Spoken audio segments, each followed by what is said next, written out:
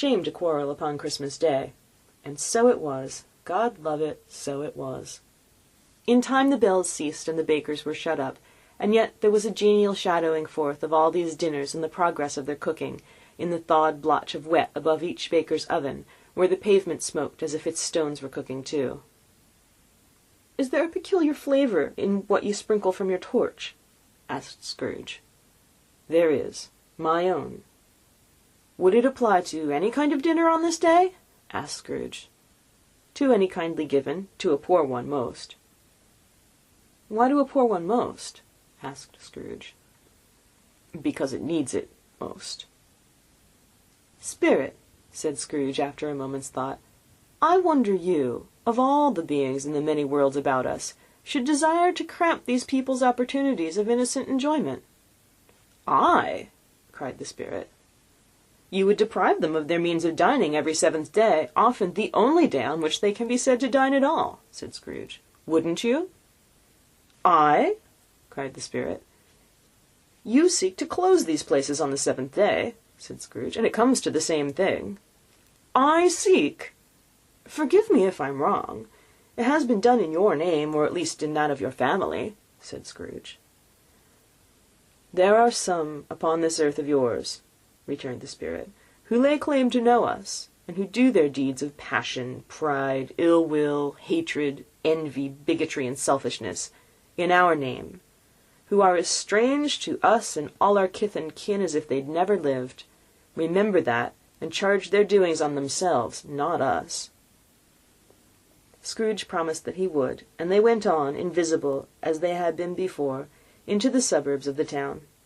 It was a remarkable quality of the ghost, which Scrooge had observed at the baker's, that, notwithstanding his gigantic size, he could accommodate himself to any place with ease, and that he stood beneath a low roof quite as gracefully and like a supernatural creature as it was possible he could have done in any lofty hall. And perhaps it was the pleasure the good spirit had in showing off this power of his, or else it was his own kind, generous, hearty nature, and his sympathy with all poor men, that led him straight to Scrooge's clerks, for there he went, and took Scrooge with him, holding to his robe, and on the threshold of the door the spirit smiled, and stopped to bless Bob Cratchit's dwelling with the sprinkling of his torch. Think of that! Bob had but 15 bob a week himself. He pocketed on Saturdays but 15 copies of his Christian name, and yet the ghost of Christmas Present blessed his 4-roomed house. Then up rose Mrs. Cratchit, Cratchit's wife, dressed out but poorly in a twice-turned gown, but brave in ribbons, which are cheap and make a goodly show for 6pence, and she laid the cloth, assisted by Belinda Cratchit, second of her daughters, also brave in ribbons, while Master Peter Cratchit plunged a fork into the saucepan of potatoes, and getting the corners of his monstrous shirt-collar, Bob's private property, conferred upon his son and heir in honour of the day, into his mouth, rejoiced to find himself so gallantly attired, and yearned to show his linen in the fashionable parks. And now 2 smaller Cratchits, boy and girl, came tearing in, screaming that outside the baker's they had smelt the goose, and had known it for their own, and basking in luxurious thoughts of sage and onion, these young Cratchits danced about the table, and exalted Master Peter Cratchit to the skies, while he, not proud, although his collars nearly choked him, blew the fire, until the slow potatoes, bubbling up, knocked loudly at the saucepan lid to be let out and peeled. "What has ever got your precious father, then?" said Mrs. Cratchit, "and your brother, Tiny Tim? And Martha weren't as late last Christmas Day by half an hour." "Here's Martha, mother," said a girl, appearing as she spoke. "Here's Martha, mother," cried the 2 young Cratchits. "Hooray! There's such a goose, Martha!" "Why, bless my heart alive, dear, how late you are!" said Mrs. Cratchit, kissing her a dozen times, and taking off her shawl and bonnet for her with officious zeal. "We'd a deal of work to finish up last night," replied the girl, "and I had to clear away this morning, mother." "Well, never mind, so long as you're come," said Mrs. Cratchit. "Sit ye down before the fire, my dear, and have a warm, Lord bless ye." "No, no, there's father coming," cried the 2 young Cratchits, who were everywhere at once. "Hide, Martha, hide!" So Martha hid herself, and in came little Bob, the father, with at least 3 feet of comforter exclusive of the fringe hanging down before him, and his threadbare clothes darned up and brushed to look seasonable, and Tiny Tim upon his shoulder.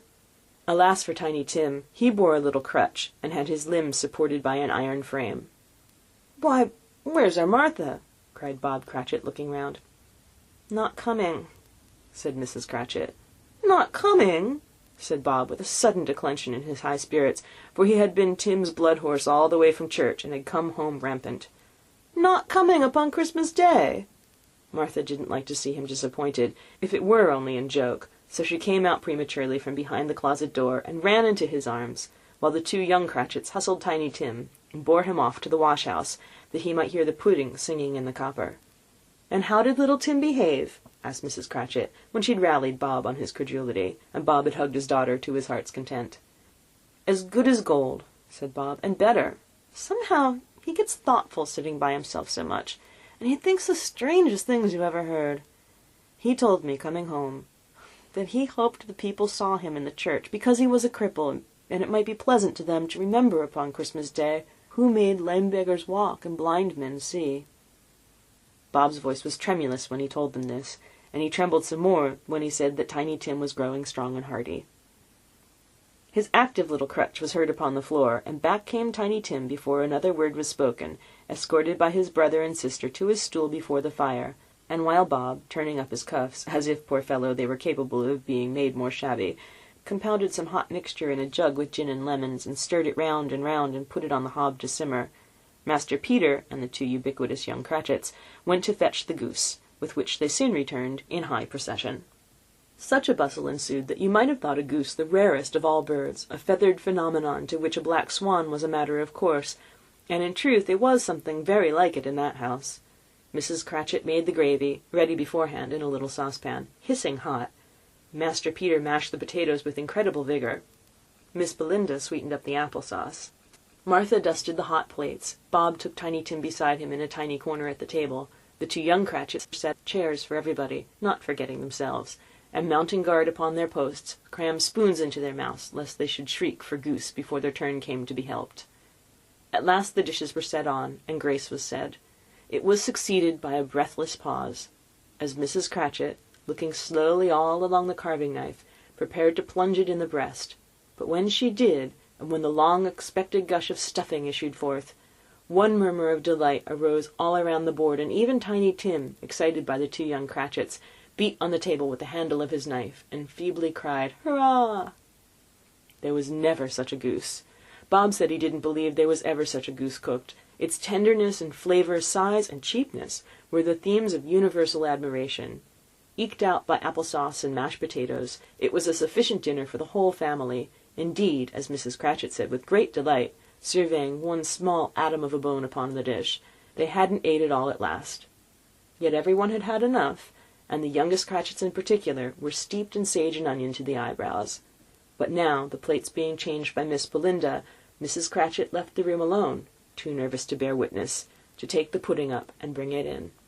Suppose it should not be done enough. Suppose it should break in turning out. Suppose somebody should have got over the wall of the backyard and stolen it while they were merry with the goose. A supposition at which the two young Cratchits became livid. All sorts of horrors were supposed. Hello! A great deal of steam. The pudding was out of the copper. A smell like a washing day. That was the cloth. A smell like an eating-house and a pastry-cook's next door to each other, with a laundress's next door to that. That was the pudding. In half a minute Mrs. Cratchit entered, flushed but smiling proudly, with the pudding, like a speckled cannon-ball, so hard and firm, blazing in half a quartern of ignited brandy, and bedight with Christmas hollies stuck into the top. "Oh, a wonderful pudding," Bob Cratchit said, and calmly too, that he regarded it as the greatest success achieved by Mrs. Cratchit since their marriage. Mrs. Cratchit said that now the weight was off her mind, she would confess that she had had her doubts about the quality of flour.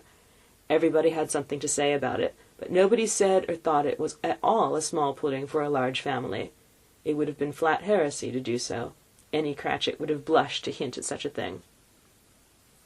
At last the dinner was all done, the cloth cleared, the hearth swept, and the fire made up. The compound in the jug being tasted and considered perfect, apples and oranges were put upon the table, and a shovelful of chestnuts on the fire.